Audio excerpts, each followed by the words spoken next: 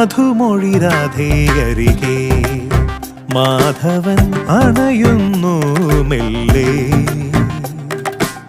മധുമൊഴി രാധേയരികെ മാധവൻ അണയുന്നു മെല്ലെ.